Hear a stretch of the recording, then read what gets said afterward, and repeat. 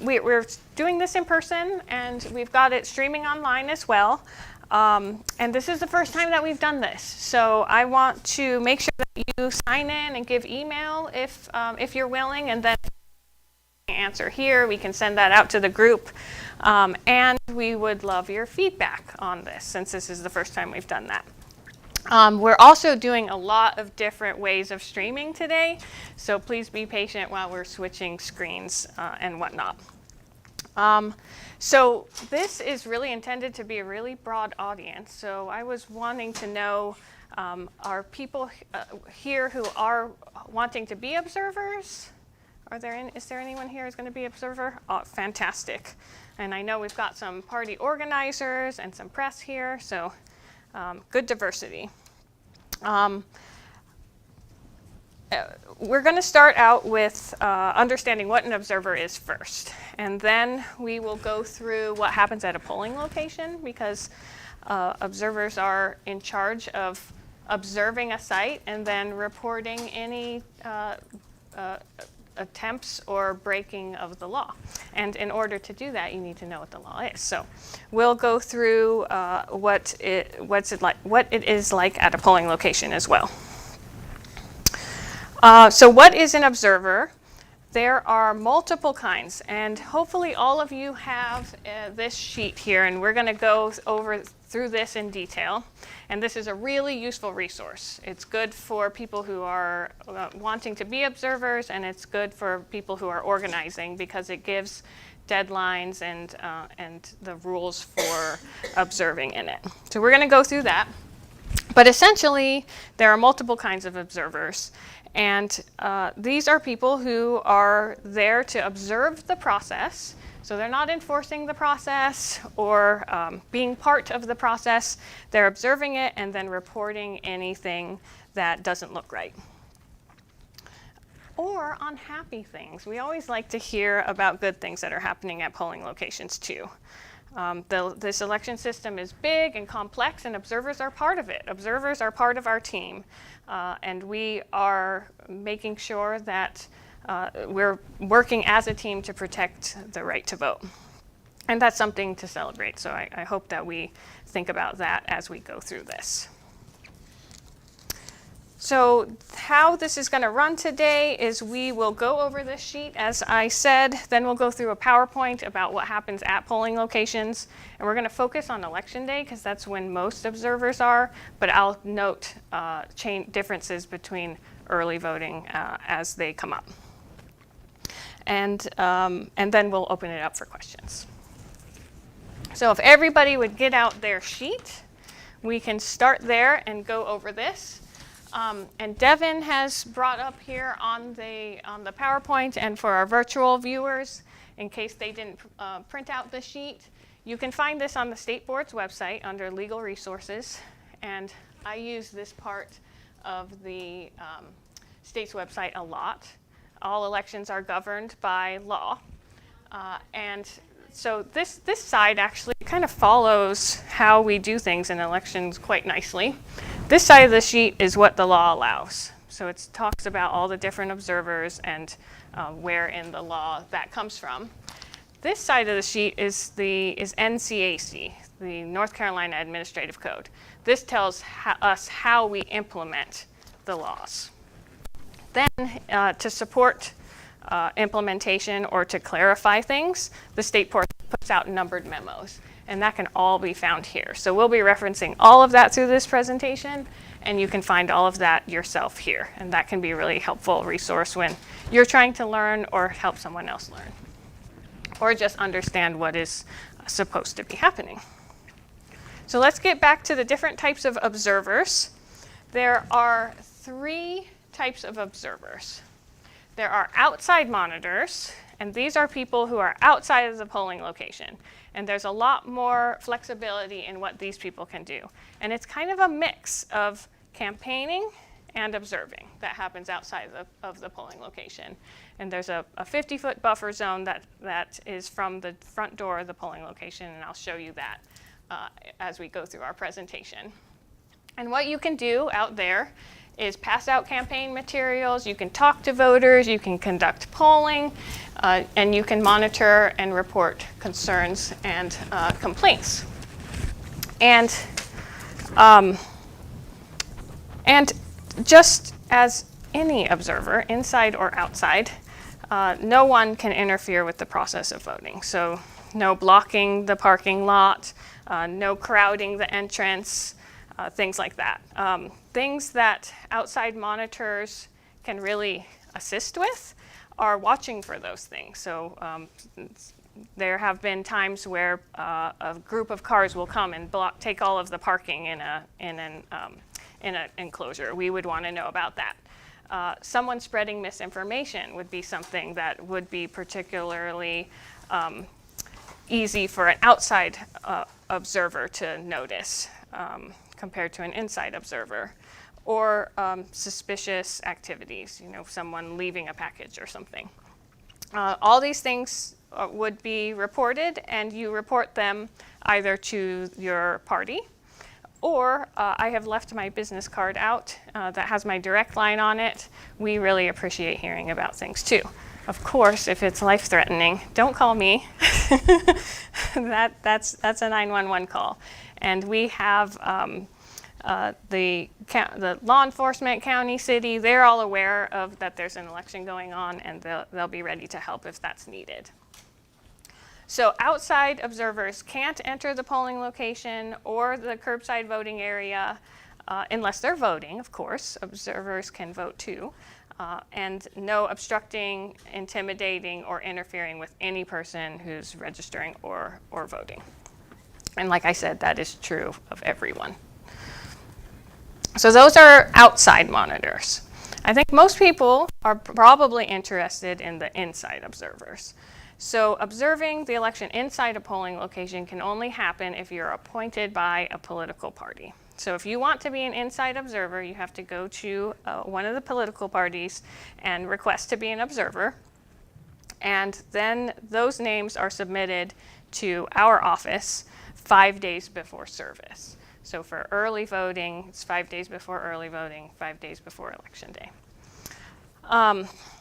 And I won't go too much into detail about those lists unless... Is that, it always occurs to me, the deadline is 5 days before. So is that tomorrow 10 a.m. or is Saturday 10 a.m.? So it's actually now. We have received guidance that is confusing to me, but it's Monday at 10 a.m. So since we are closed on that Saturday, it's that Monday. Why I think it's odd is early voting's always on Thursday, so 5 days will always be on Saturday, so then make it 3 days. But that's the art of the law. So that has to be for the first day, like if they're going to observe the first day, but if like later on, they could submit their name as an observer for as long as it's 5 days before they're going to actually observe? Yes, okay. yes, only for early voting. And you have to specify the time, what site you're serving at, and how long. And on election day, it's 4-hour slots. Mary? Does that work for at-large? So there are also at-large observers. This gets complicated quickly. So there's all kinds. In a polling location, you can have an observer from each party, and you can have an at-large observer. And at-large observers are appointed by the local political parties, and the state can also appoint at-large observers. And those observers are allowed to go throughout the county and show up at any polling location. So those lists, the at-large and the specific list, will be supplied to all of the precincts. What's the deadline for their names? Same deadline, 5 days before service. So in the polling location, once you meet the qualifications for being an observer, and you do have to be a registered voter in Buncombe County and appointed by the party, then you're allowed to make observations and take notes, and you can do that on a computer or on your phone. You just can't capture images or video or audio. So it's just note-taking purposes. You can approach the registration and ballot tables as long as you're not interfering with voters or viewing any confidential information. So that would be the check-in computers have all kinds of confidential information, so we don't want you going behind the check-in stations to see those screens or watching anyone vote or signatures. Signatures are also confidential. You do need to request, all your correspondence should be with the polling place manager. On election day, that's the chief judge, and during early voting, that's the captain, is what we call it in Buncombe County. Other counties have different titles for early voting. And it is the chief judge who is deciding whether the behavior is disruptive or not. And then you report any concerns. It's best to start by reporting to concerns to the chief judge because they have control over the polling location. So if they are able to de-escalate the situation or talk through the process, that's the best piece. If the observer is not satisfied at that point, then they can call me or they can call their organizer, and that hopefully gets back to me too. And what happens at that point is we have correspondence with the chief judge, try to understand the situation. If we can't resolve it then, we'll send out rovers to go check on the situation and take it from there, make decisions from there. So we really appreciate feedback that we get from observers. Inside observers can go outside. They can go view curbside and they can see what's happening with the outside observers as well. And that can be helpful to the chief judge because the chief judge is working really hard inside the precinct and they're also in charge of monitoring outside. So that can help give the chief judge some extra eyes on making sure that the access to the voting location is open. Do you have to ask permission to go look outside? Yes. from the chief judge? Yes. The curbside voting is its own voting enclosure. So it's very clear when you're in a polling location, okay, I shouldn't be looking at this person voting. There's a vote booth, they have their ballot. But when you're observing curbside, you're going up to, near someone's car. So you just have to make sure that you're at a respectful distance, that you're not viewing somebody voting. Observers also cannot be assistants. So some voters need assistance by a near relative to vote, and a poll worker, those people can choose a poll worker to be their assistant, but not an observer. So if you're asked to do that, that is not allowed. You can also obtain a list of those who have voted, and on election day, that's at 10, 2, and 4. We have these notebooks. The judge doesn't have the ability to give a list. You would have to create a list from the notebook that's there. And that notebook does have confidential information, so there'd be no taking pictures of it or recording it. It would just be checking a list of names. And you can view those sets. It's on election day, they're ATV notebooks, and on early voting, they're one-stop applications. All right, let's talk about things you can't do. The first one on this list was a clarification, which I liked, which is that you are allowed to view the opening and closing of the polls, but you can't interfere with these processes. And I want to emphasize this because it's a really, really stressful time for the poll workers, especially on election day. They, by law, have to have that site up and running by 6:30. And so we've had observers that felt like they were there to learn about the process, but that's not the role at this time. It's just about observing. So those things are fine. You can come and watch everything get set up, and you can watch the results get printed out, but chatting with them while they're doing those things is not going to be helpful for them. You can't talk to voters or be voters' assistants. Of course, we already talked about not impeding the voting process. You can't campaign in the polling location, so you can't wear campaign-related materials. We talked about not going behind the registration desks or the check-in tables or the ballot tables or the help tables, because there's confidential information there. But you should be able to be within distance where you can hear what's going on and kind of understand what's happening. And we put chairs in the polling locations where we think that best is captured, where the observers can see and hear, but not see and hear confidential information. That is the next bullet point. Don't position yourself to be able to view confidential information. And definitely no voted ballots ever. You can't board a vehicle containing curbside voters, and that sounds strange at first. But we do have, once in a while, a bus, like a nursing home will bring a bus of people. And so you can't board those vehicles.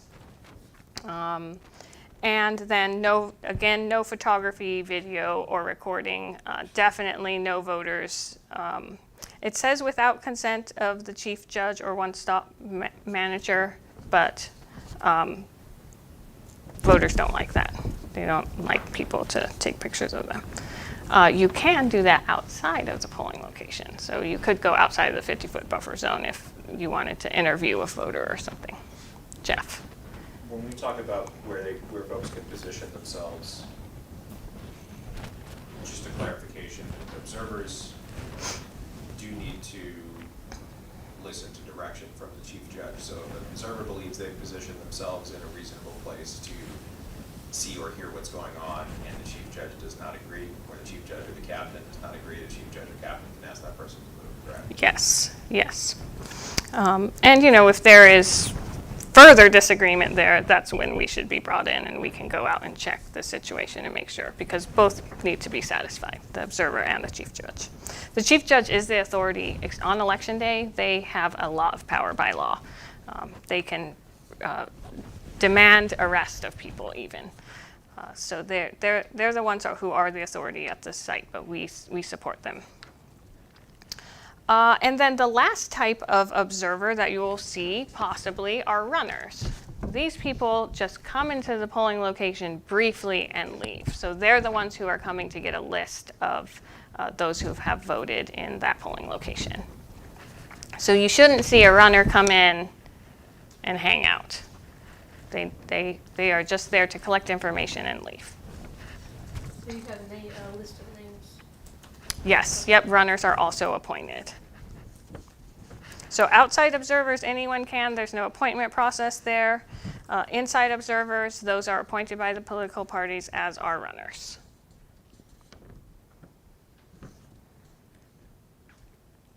Are there any questions on the types of observers?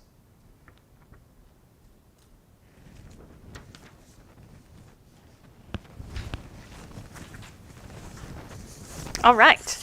Then let's move on to the second part of the presentation, which is if an observer is expected to report things that are not going right at the polling locations, then we need to see what you should be seeing at a polling location. So we're going to go over that in this PowerPoint.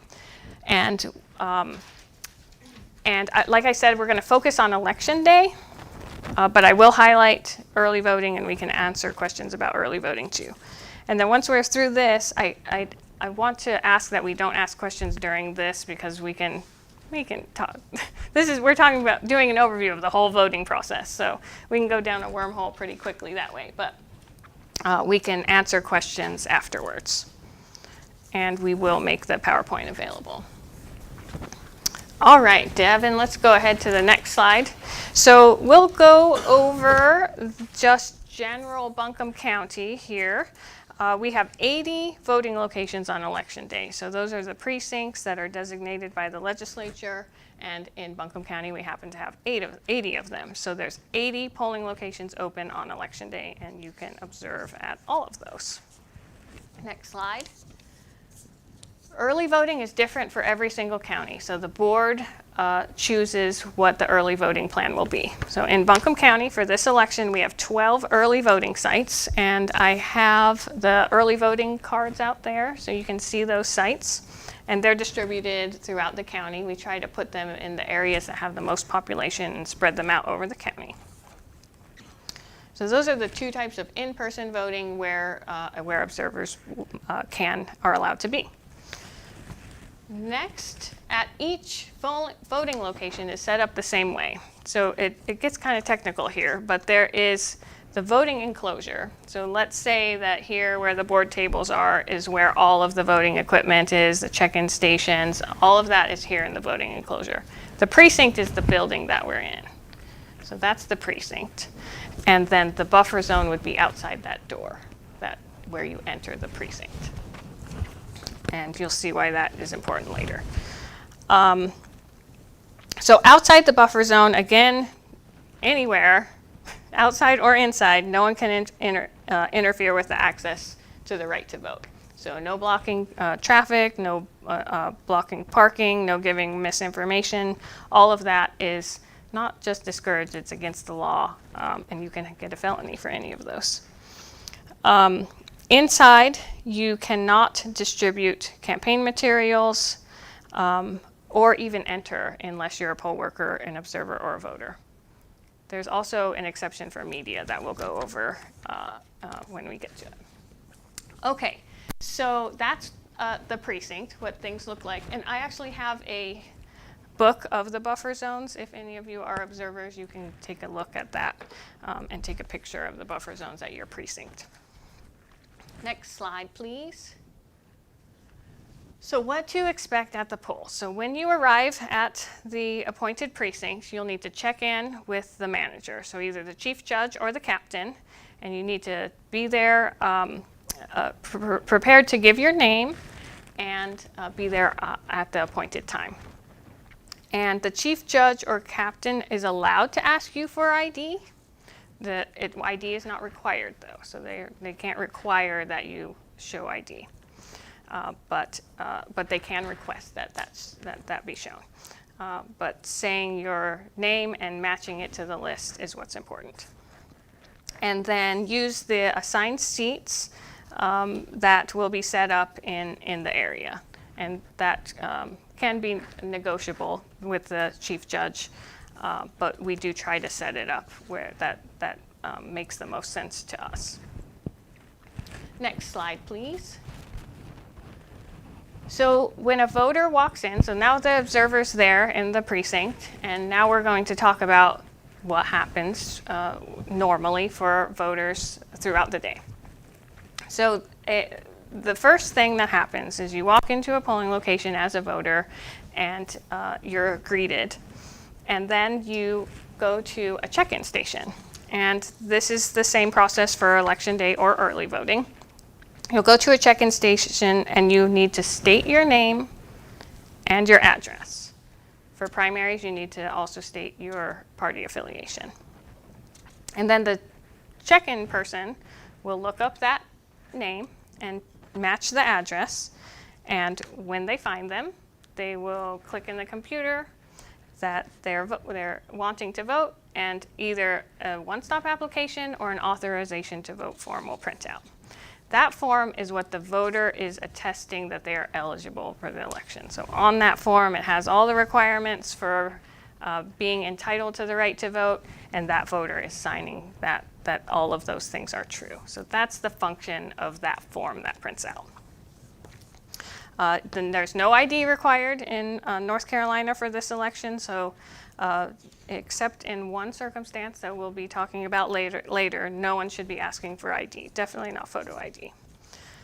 And then the worker will repeat back that information, show the authorization to vote form, make sure that everything matches. The voter will sign and the worker will sign, and then the ballot is issued. During early voting, it's printed out of a printer that's there with the worker.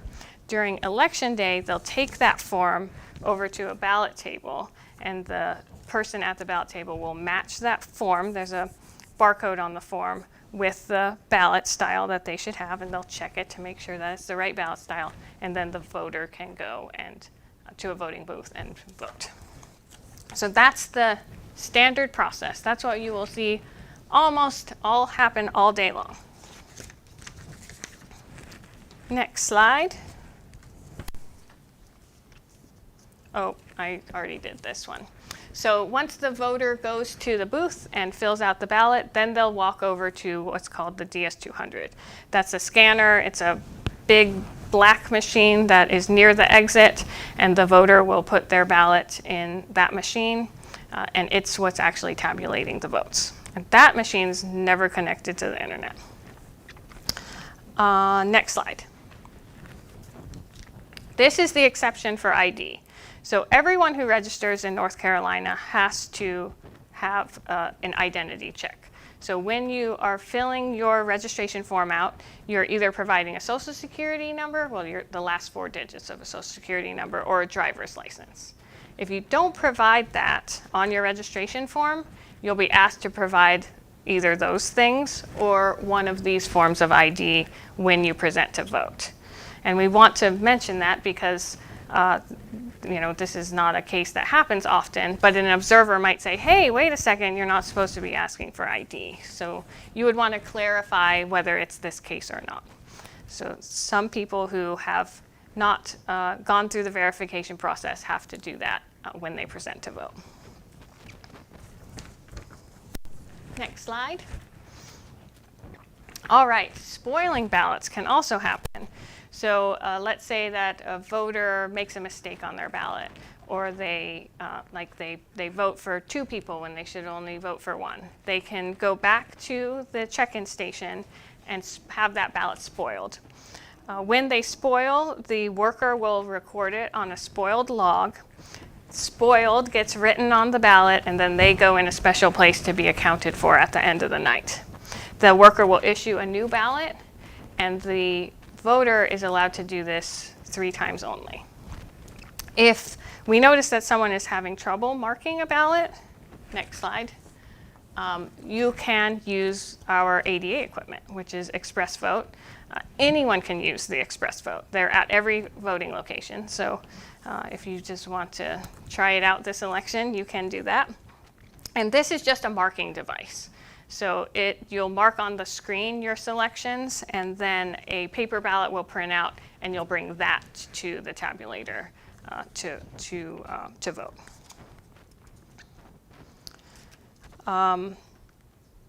And this it's every voting location has it because it's ADA equipment, but again, anyone can use it, and it has audio and visual enhancements on it. And that card will look different. So that's another thing that an observer might say, wait, what is that?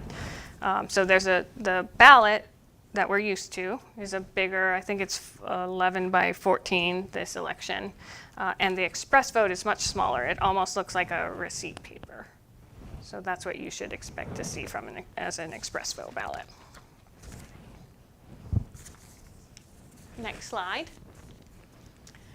You might also see voters getting assistance. So voters can only get assistance from a near relative or a poll worker if they request it.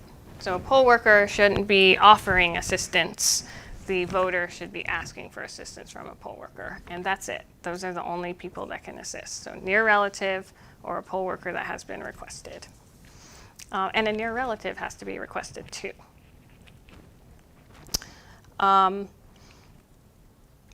Disabled voters can be assisted by anyone except for their employer or a union rep, but not an observer.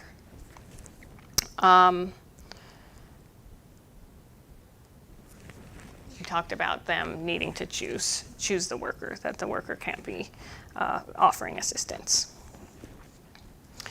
Next slide. If you are observing someone giving assistance, they can never try to influence the voter. They can never make a memo of what happened in the voting booth, and they can't reveal the voter's choices. Next slide. Another operation that you will likely see at a polling location is provisional voting. So provisional voting is a great feature of our system. So if you present to vote and for some reason the poll worker can't find you in the registration database. In the distant past, you would just get turned away. Not anymore with provisional voting. So first, that person will go through a bunch of checks at the site and through this office to make sure that we can't solve the problem there. If the problem can't be solved or can only be solved through provisional voting, then that person will vote provisionally.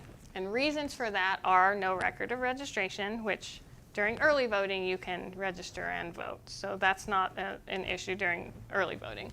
But on election day it is. If you're not registered by election day, then you are not eligible to vote. So that would be a provisional vote. Incorrect precinct is another thing on election day. You can go to a different precinct. It's allowed by law, but it'll be a provisional cast. And the reason for that, and the reason why it's good to go to the precinct that you are assigned to, is that only the ballot styles that are available at that precinct are for the residents of that precinct. If you go to another one, your ballot style might not be there. So you'll miss out on voting for some contests. Incorrect party, that's for primaries only. Some people will feel that they changed their party or registered for a different party, so that would result in a provisional. Buncombe County is growing like crazy. There's houses everywhere, so sometimes there are unrecognized addresses. So we deal with those too provisionally. Previously removed are reasons, or the voter already voted. It might show that they already voted. That's pretty important to check into that. Sometimes we have found that there'll be someone who's perhaps elderly, goes to vote during early voting, or did absentee by mail, and then they show up to vote on election day. That happens sometimes, and that's all recorded. We see all that. Voted during extended hours is a really special circumstance for provisional voting. That'd be really exciting for you if you were an observer at that time. So this would be only if there was some drastic situation that happens where we had to keep the polling location open past the 7:30 close time. So that would be a major weather event or road closure where no one could get to the site, things like that. The state board has to make that decision. However, we can't do that at the county level. And all those votes would be provisional, so that if a decision was reversed, those would not be counted in that election. And then any voter who cast a provisional can check whether their vote was counted after canvass day. And I think on the next slide we talk a little bit more about what happens to those provisionals. And we're going a little off topic on it, but next slide. So the voter it does take some time. So if you're observing the process, you'll see that this takes a little bit of time. So don't let that alarm you. The voter will complete a provisional application, and in Buncombe County we do that through the check-in computer, so that helps that process go a little bit faster.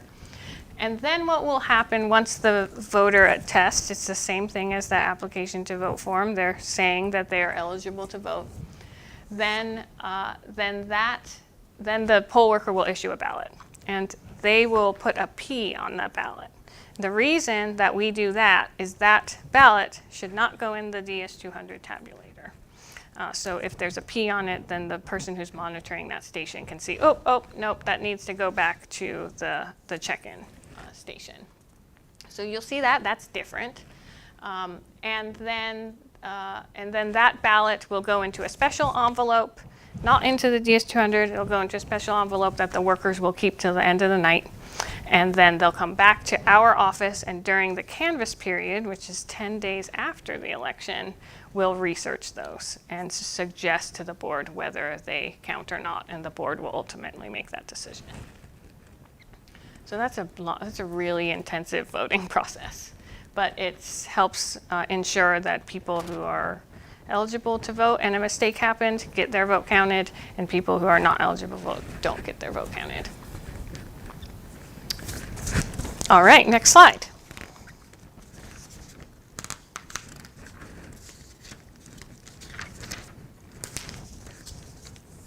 All right, we talked a little bit about curbside voting already. That is something that you'll also see at in-person. Voters can vote curbside due to age, physical or mental disability, or an increased risk to COVID. That's still something that the state board is allowing for curbside voting. And the process is exactly the same, it just takes longer because the poll worker has to go a longer distance. So they'll go out to the car, they'll collect the voters' information, go back to the check-in station, check them in, take that ballot out to the car, they will vote it, then they'll bring the ballot back in, and one difference is they will announce curbside vote, and they will put that into the machine so everyone knows where that ballot came from. And then they'll go back out to the car and give them a sticker. Next slide, please. Another thing that you might see on the DS200, that scanner, are some pop-up screens. So you might say, oh, something's different, what's happening here? So there's 3 pop-up screens that can come up on those machines. One is when someone overvotes, when they vote for too many contests than they're allowed to, then the machine will say, oh, you overvoted. Do you want to cast it as is and not count those races? Or do you want to take it back, spoil it, and do it over again? And the voter makes that choice. So the voter's choosing that on the screen. This election, we have a brand new one, which I really like. If a voter puts in a blank ballot, we want to make sure that they meant to do that. Some people do. Some people either protest vote or they just want to make sure that they get that voting history on their record that they voted in every election, and they meant to put in a blank ballot. But some people do get confused and they put it in the tabulator. So this way will help stop that, or at least make sure that it's a conscious choice. So that's a new message that you'll see on the DS200. And then you will also occasionally get a message that the poll workers don't like to see, which is unreadable marks. So this is when, for some reason, the DS200 can't read that ballot. And the most common reasons are maybe it got a little bit torn when the voter was voting, or in printing, it's not printed darkly enough. Or during early voting, the printer, maybe the paper was skewed in there, so the machine isn't reading it straight. And so you can flip the ballot over, it'll take it all for orientation. So that's the first thing that a poll worker will suggest that the voter do. Flip it in all these orientations, and usually the DS200 will be able to read it in one of the orientations. If not, though, that voter will have to spoil that ballot and re-vote again, which can be frustrating. Not a common thing, but it happens sometimes. They're machines. And like I said, the voter will make that selection, not the poll worker. Next slide. Other things you might see. Poll workers regularly walk around the polling location to make sure that there aren't campaign materials left, that nobody's taking pictures, and if there are things like that, the poll worker is going to remove those. What if somebody gets frustrated or doesn't have enough time, or for whatever reason a ballot gets left, gets abandoned? What happens then? So 2 judges from each party, that's a voted ballot. So someone, if you come into the polling location and you sign that form and you receive a ballot, then you are in the voting process and you can't go back. So if you abandon that ballot there, then a bipartisan team will go and will insert that ballot, and they'll announce that. That actually reminds me that all of these processes are under bipartisan supervision. So whenever a decision needs to be made about a ballot or ballots are being taken out of the machines, that the team should be doing that together. You might see, let's say the DS200 jams. You might see the bipartisan team of poll workers working to fix that. Maybe they're on the phone with us trying to work through technical issues, or same with the check-in machines. So you could see some of that happening. And then, sometimes voters don't know that not allowed to take the ballot out of the precinct, or they're not allowed to take pictures. And so the chief judge would inform the voter that, that they can't do that. And most of the time that's received well. Sometimes it's not. And so, but the chief judge should be taking care of those things. Next slide. So this one is about runners, which we covered already. These are appointed in advance. You should just see them pop into the polling location, get what they need, and leave. On election day, the notebooks of voters are available at 10, 2, and 4. And then if people are just interested in numbers of voters, which tends to be the case on election day, that's posted on our website. So you don't have to go to the polling location to get it. There's a button on the front page of our website where you can just download that information. It takes us about 30 minutes to compile it and get it posted. So like at 10:30, 2:30, 4:30, you should start seeing those. Like I said, runners are not allowed to remain in the polling location. They have to come and leave. Next slide.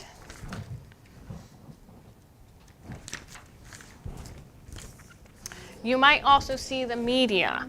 So the media are allowed to be not in the voting enclosure, but they can be in the precinct. So they can look into the voting enclosure, but not be in the voting enclosure. So all media must identify themselves to the chief judge. So that's the first thing that needs to happen, is the chief judge needs to know that they are media and that they're there. And we have a fantastic media market here in Buncombe County. They know the rules, they're very respectful. We're lucky here. All right. So with permission from the chief judge, the media can take pictures. They can take panoramic pictures, but it can't identify any voter and never, ever, ever see a ballot. So that's something that you might see, which, we tell everyone no pictures, but the media, they're an exception. They're allowed to do that. And then any interviewing period of the chief judge, of voters, anything, exit polls, all of that has to happen outside of the polling location, outside of that 50-foot buffer zone. Next slide. And the other people that you might see in the polling location is us. Sorry. Our team might need to come and visit the polling location. So we might need to help with a technical issue. We might need to come help de-escalate a situation, or we might need to come and check up on the precinct because you all told us that, hey, maybe you need to come out and check out things. So, so you might see us there as well. And we all have badges. Okay, now let's go to the next slide and talk about closing the polls.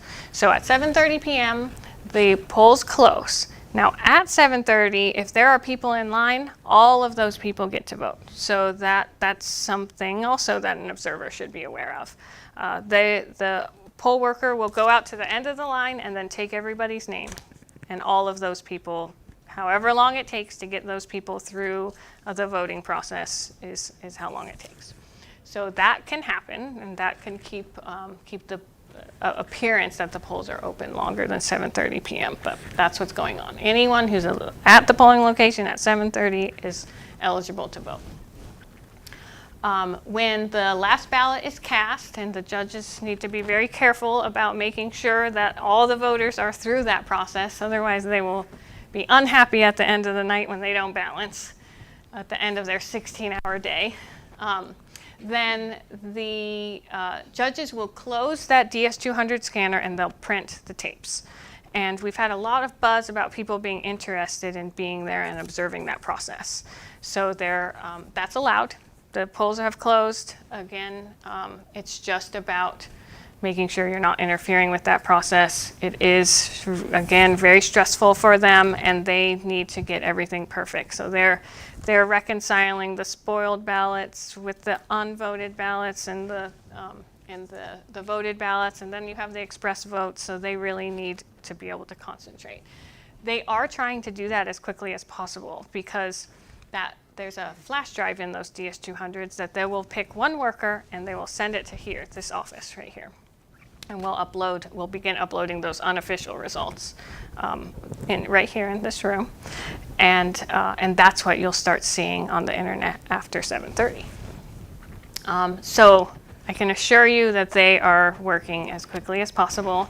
When that tape is printed out, they'll go post one of them. If 2 of them print out, they'll post one on the door, and you can take pictures and write down results, any of that from that tape.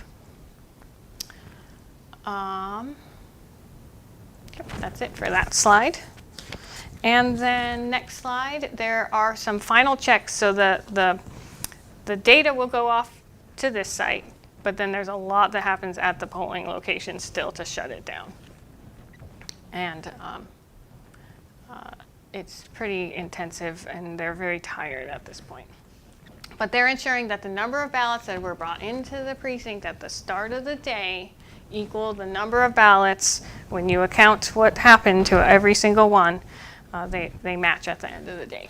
So they need to make sure those ATV forms match the number that's on the DS200, match the actual paper number of ballots that they have. Forget provisionals have to be taken into account. If there are any challenges, which we haven't had in a very long time, those would also be part of that count. And like I said, they need to check that public count on the DS200. That's something actually that observers should be aware of. On the DS200s, there's 2 numbers. There's a protected count and a public count. I don't know why they called it a protected count. It is confusing. But that count just means the number of ballots that went through that machine ever. So I don't know why that'd be a useful number for the public to view, but it's on there. So it's that number should be bigger than the public count. So the public count is that number of voters that have happened in that election. So for early voting, that's tabulating throughout the early voting period, all 17 days. For election day, it's just for that day. Next slide. Okay, we're actually almost done with the presentation part, and then we can go on to questions. This is the last slide of the presentation. So there are differences between early voting and election day. During early voting, voters can vote at any site in the county. So we eliminate that out of precinct voting possibility. They can also register during early voting. So we eliminate the registration possibility for provisional votes as well. The polls are open for 17 days. In actually 1 week, we start early voting, October 20th, and we'll do that through November 5th. And then the hours vary depending on whether it's a weekday or a weekend. And we have that information on our website and cards available here if you're in person. During early voting, you can drop an absentee by mail ballot at one of those locations. So there's only 2 in-person ways that you can return an absentee by mail ballot. One is at early voting and one is to here at this office. Those are the only 2 ways. Otherwise, it needs to come in the mail. You cannot do that on election day. No absentee ballots on election day. You can register during early voting, and you can't register on election day. And then during early voting, the election is not concluded. So there are no results reported from early voting, and we don't close the polls like we do on election day. So even though the tabulator is accumulating, that's all encrypted. You can't see the results until it's brought here to this machine, unencrypts it, and then starts tabulating. So early voting, can't see results. But on election day, you are closing the polls, and those tapes do print out, and observers are allowed to see those. Okay, so that is the end of my presentation for what you should be seeing at the polls. So we can open it up to questions now, either about the process or really anything. And I want to make sure we have online. If we have online questions, we get those too.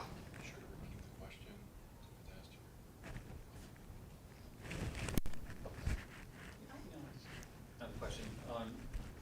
When the person registers to vote on the same day, what are the requirements? You said driver's license or the last four social security? So if you are, and Nagy Fox is our early voting coordinator, if you are registering to vote during early voting, you need to provide those, but also proof of residency form, correct? Yeah, you need to provide as much information as you can, but one of those things you have to provide is your proof of residency. We need to know where you live so we can determine what ballot style you're going to get.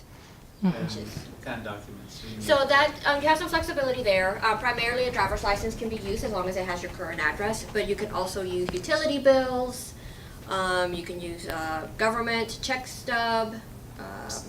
We have a whole list of approved acceptable forms of ID, and every site will have that list that needs to be provided to Would the you like me to read it from the screen? That's something. And, Bank statements, government checks, driver's license, just a NCID, that works.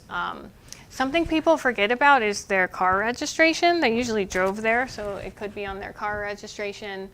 A paycheck, a tribal enrollment card, passport, military ID, utility bill, veterans ID. So these are things that have your name and your address that's in Buncombe County where you currently live.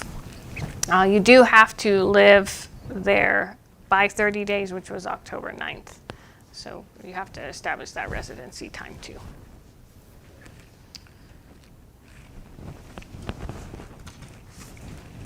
And you said the extended hours, for some reason, the poll was shut down.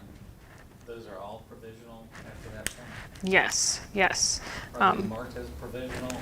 Yes, so it'll take forever. They're marked as provisional and they're put in a special envelope. So they're a whole separate process than traditional regular voting. And one other thing I've noticed is that when there's, you get the error on the voting machine for overvote,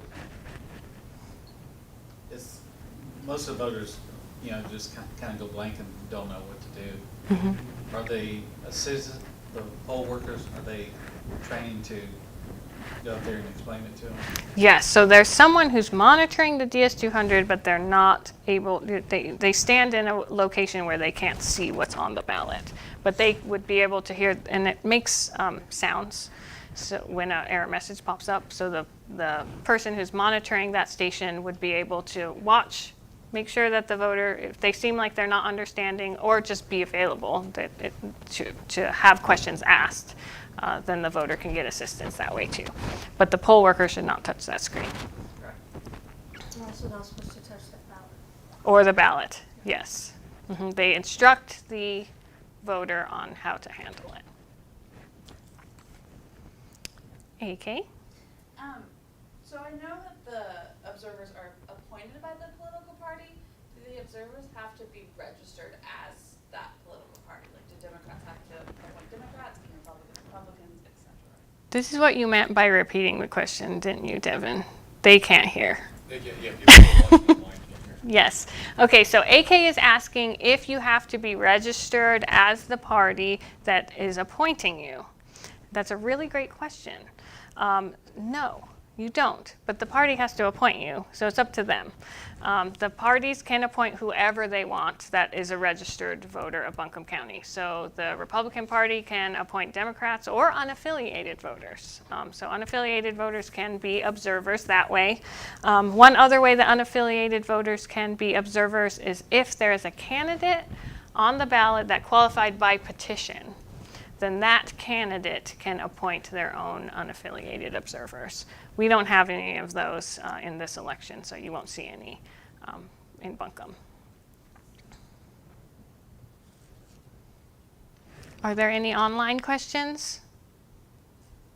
Okay, well, I have a few things that have come up over the past week that I also thought would be interesting. One is open carry. That's a question that comes up every election, during the election. And that open carry is allowed in North Carolina. except where prohibited. And almost all of our voting locations, weapons are not allowed in the polling location. But if it was allowed, then open carry would be allowed in the precinct.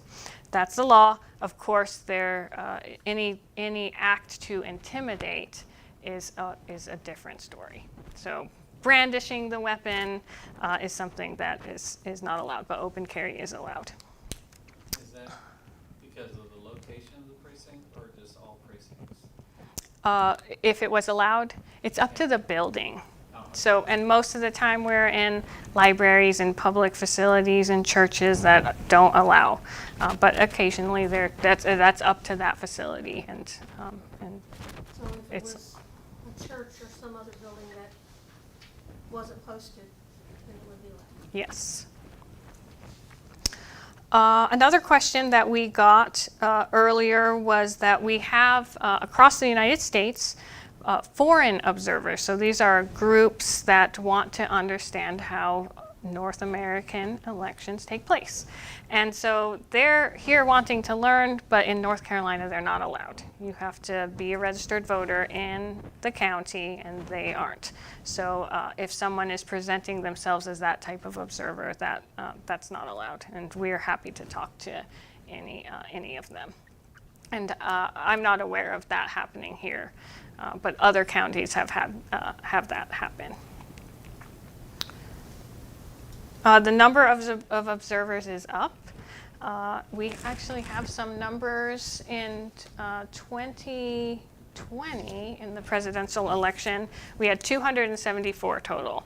And then in the primary, we had 93. And I expect us to have quite a few in this election too. But we won't know that until Monday. We'll start to get numbers in on Monday.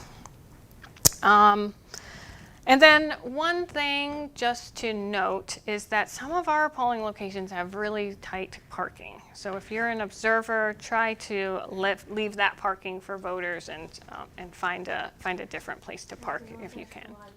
Yes, the North Asheville Library. It has been continually difficult for us to find a location in North Asheville, and we had to go back to the library for this election for early voting, and that's very tight parking.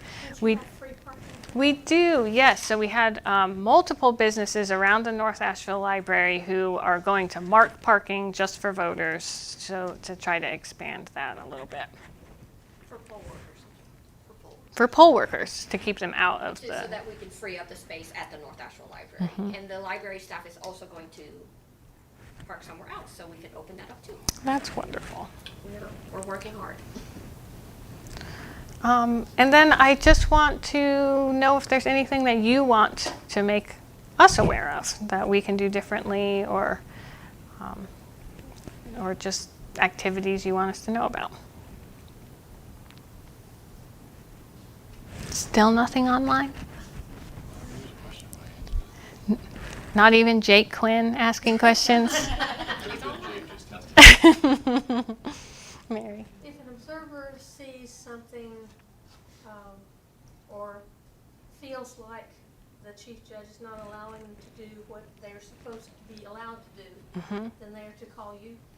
Call me or call their organizer. So that, often they can. Or I want the observer to feel comfortable to talk to me, but sometimes they are more comfortable talking to their party chairs. And the party chairs we have a good relationship, so they'll be able to relay that information to me too. But yes, call me, call the party chairs. There can be other organizers too. It's totally fine to call them, and then even the state board. But the best chain of command is talking to that captain there, trying to work through it there, and then if that doesn't work, then start escalating it. Unless, of course, it's a threat to life situation. Then again, don't call me. Call 911, and then call me. Well, since you like to hear good news. Yes. In both the election day and the early voting, the West Asheville Library Precinct, it ran really great. Aw. I was quite impressed with the whole staff. Fantastic. Yes, we have a really great early voting program, so I'm glad to hear that that is successful. And the West Asheville Library is a very popular site on Election Day and during early voting. That's another where parking might be limited. All our workers are not parking there. They're parking the church. We've asked the church to give us permission to park over there, and we are. So again, observers and campaigners, if they would just try to park somewhere else, that would be very helpful. Yeah, and I was really surprised that you had one upstairs and one downstairs. On Election On Day. Election Day, yeah. 2 different precincts right on the same building almost, yeah. Yeah, I would ask you to make sure the people upstairs double check and make sure that they're not sending somebody to the school that needs to go downstairs. That actually brings up a good point too. On Election Day, when people vote at a precinct, this is something that can be a point of confusion for observers, especially for outside observers, that the poll worker will inform the voter of the situation. And they will say, here is the polling location that you are supposed to go to. They even can give directions. There's a sheet that can print out. That voter can then choose. They can choose to stay and vote provisionally, or they can leave.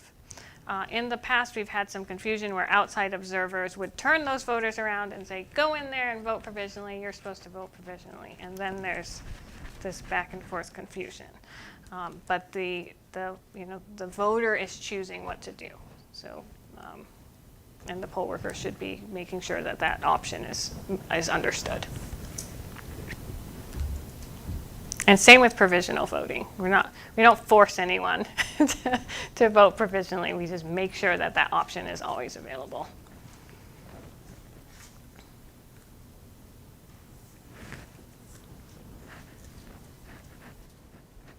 Nothing from our online viewers? Silence. Anything else here?